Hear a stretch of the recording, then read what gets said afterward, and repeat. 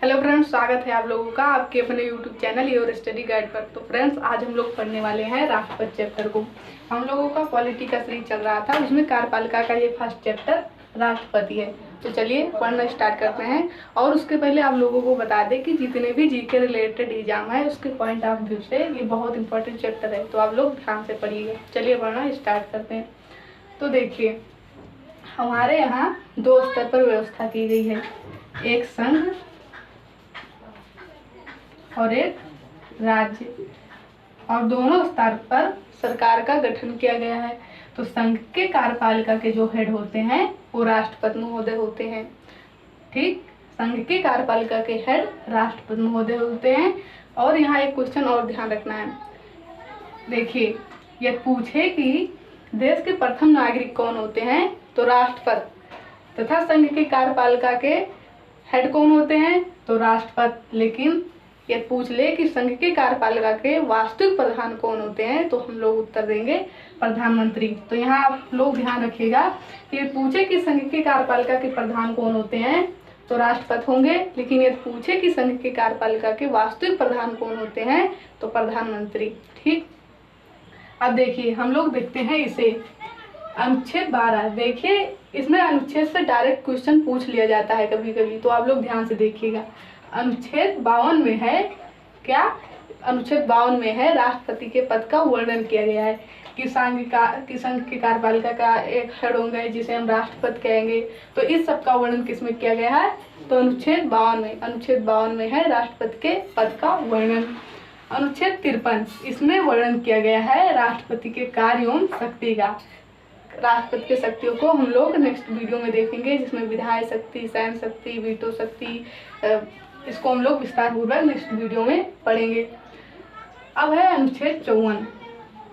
अनुच्छेद 54 में है निर्वाचन, यानी कि राष्ट्रपति का जो निर्वाचन है वो अप्रत्यक्ष रूप से होता है। अब देखिए, प्रत्यक्ष और अप्रत्यक्ष, इसमें क्या अंतर है।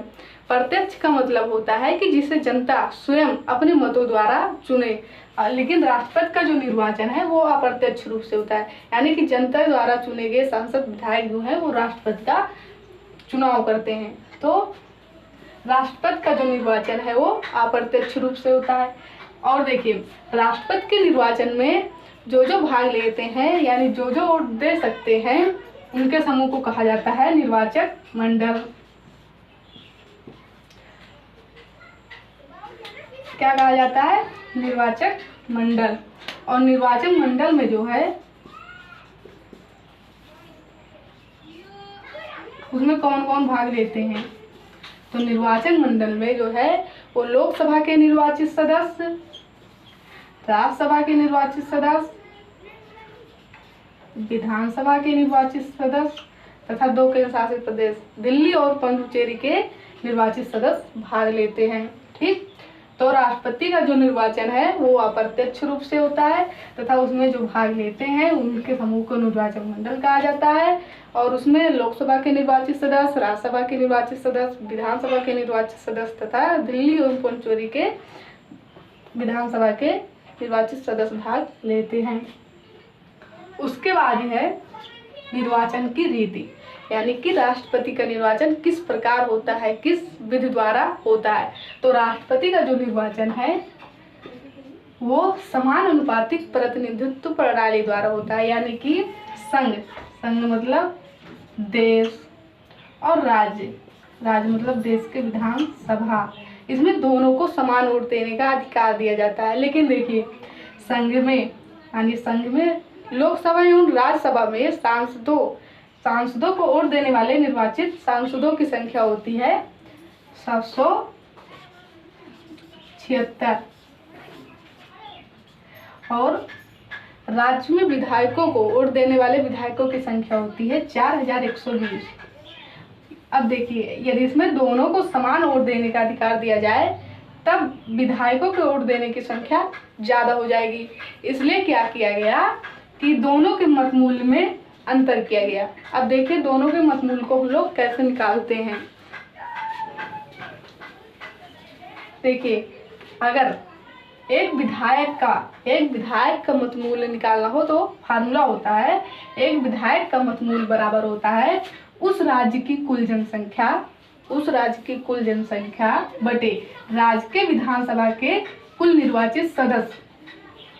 उस राज्य की कुल जनसंख्या बटे राज्य के विधानसभा के कुल निर्वाचित सदस्य गुणे 1/1000। इसके द्वारा एक विधायक का मतमूल्य निकाला जाता है। और यदि एक सांसद का मतमूल्य निकालना हो तो फार्मूला होता है कुल विधायकों का मतमूल्य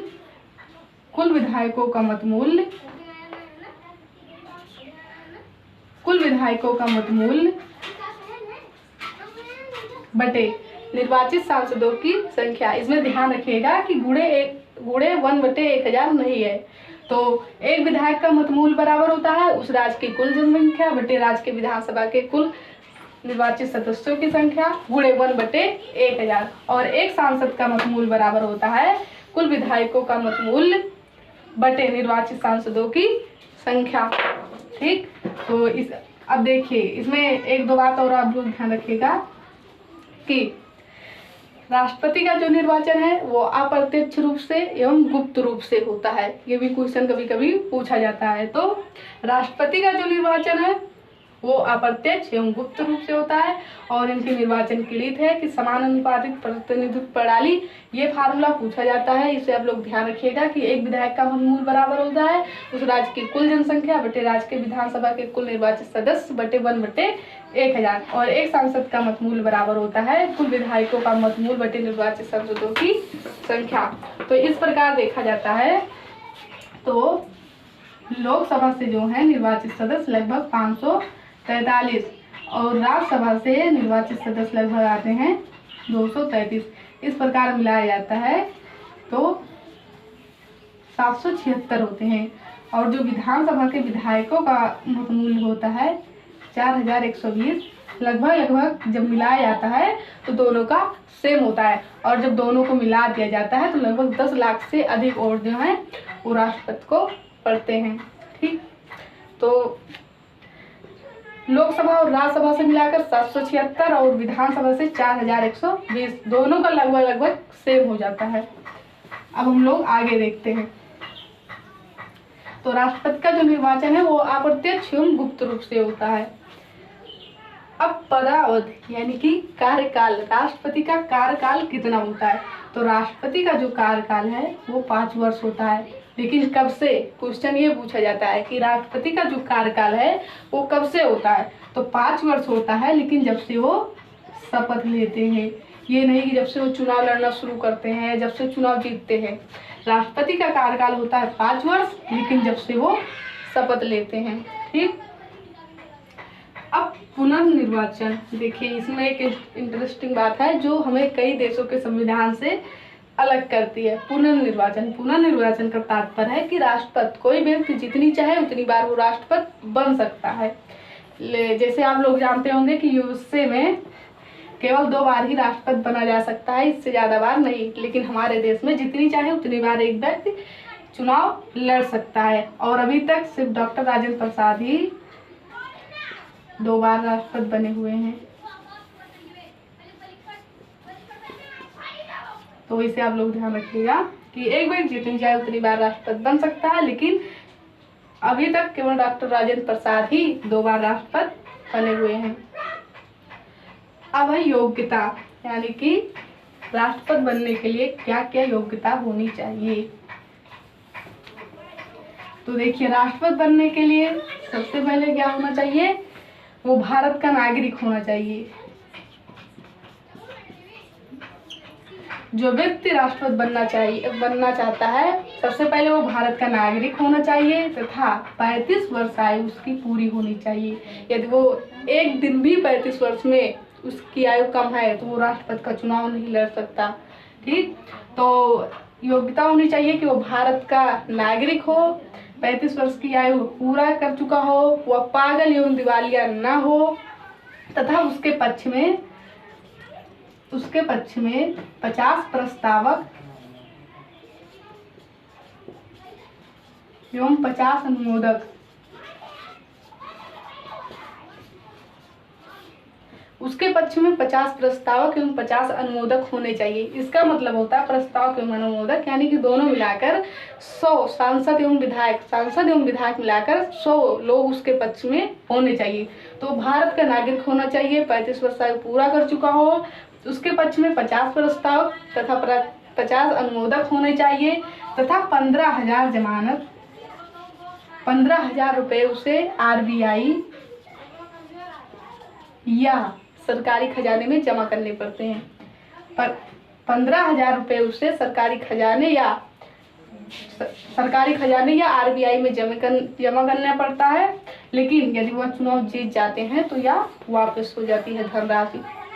तो योग्यता क्या होनी चाहिए? भारत का नागरिक हो, 35 वर्ष आयु पूरा कर चुका हो, वो किसी लाभ के पद पर ना हो, यानी वो कोई सरकारी नौकरी न कर रहा हो, भारत का नागरिक हो, 35 वर्ष आयु पूरा कर चुका हो, पागल एवं दिवालिया न हो, 50 प्रस्तावक एवं 50 अनुमोदक उसके पक्ष में होने चाहिए, 15,000 रुपये RBI या सरकारी खजाने में जमा करने पड़ते हैं तथा वह लोकसभा का सदस्य बनने योग्य हो। ठीक, तो एक बार फिर से क्या क्या होना चाहिए? भारत का नागरिक हो, पागल एवं दिवालिया ना हो, 35 वर्ष आयु पूरा कर चुका हो, उसके पक्ष में 50 प्रस्तावक एवं 50 अनुमोदक होने चाहिए, उसे 15,000 धनराशि RBI या सरकारी खजाने में जमा करने पड़ते हैं, लेकिन यदि वो जीत जाते हैं तो ये वापस हो जाती है तथा वह लोकसभा का सदस्य बनने योग्य हो। ठीक, तो यह होती है योग्यता। अब देखिए शपथ। राष्ट्रपति को शपथ कौन दिलाते हैं? तो राष्ट्रपति को शपथ दिलाते हैं सुप्रीम कोर्ट के मुख्य न्यायाधीश। राष्ट्रपति को शपथ कौन दिलाते हैं? राष्ट्रपति को शपथ दिलाते हैं चीफ जस्टिस ऑफ इंडिया, मुख्य न्यायाधीश।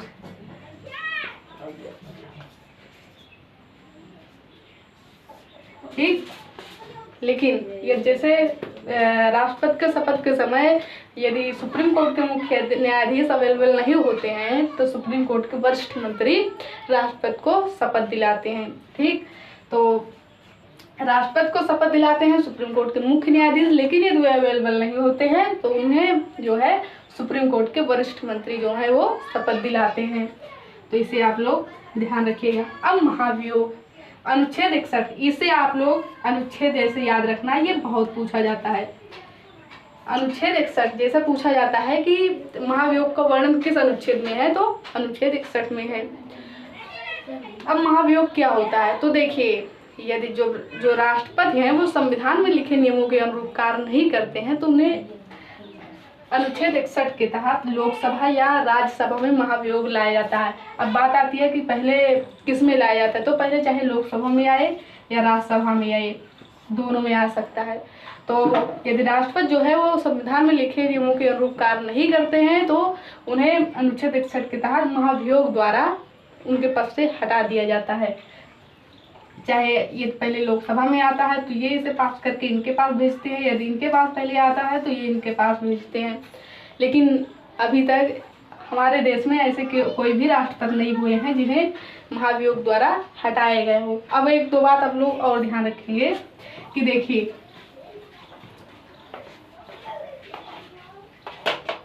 यदि राष्ट्रपति के चुनाव में कोई विवाद उठता है, यदि राष्ट्रपति के चुनाव में कोई विवाद उठता है तो उसका न्याय सुप्रीम कोर्ट करता है।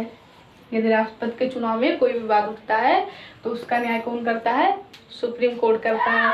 और एक बात और कि राष्ट्रपति का जो कार्यकाल होता है वह 5 वर्ष होता है जब से वह शपथ लेते हैं।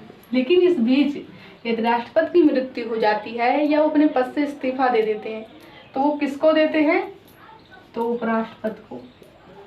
ये क्वेश्चन भी पूछा जाता है। ठीक, तो अनुच्छेद 61 के तहत महाभियोग लाया जाता है, यानी राष्ट्रपति को हटाया जाता है।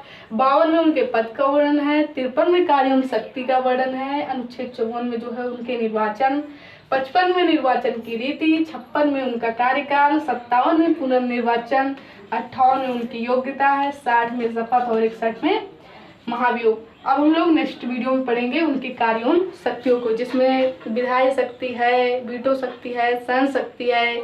इससे भी क्वेश्चन अधिक मात्रा में पूछे जाते हैं, तो इसको हम लोग नेक्स्ट वीडियो में पढ़ेंगे। आज के लिए हम लोग इतना ही रखते हैं। उम्मीद करते हैं आप लोगों को वीडियो पसंद आया होगा। यदि वीडियो पसंद आया तो प्लीज़ लाइक करें, सब्सक्राइब करें और फ्रेंड्स को शेयर जरूर करें। धन्यवाद।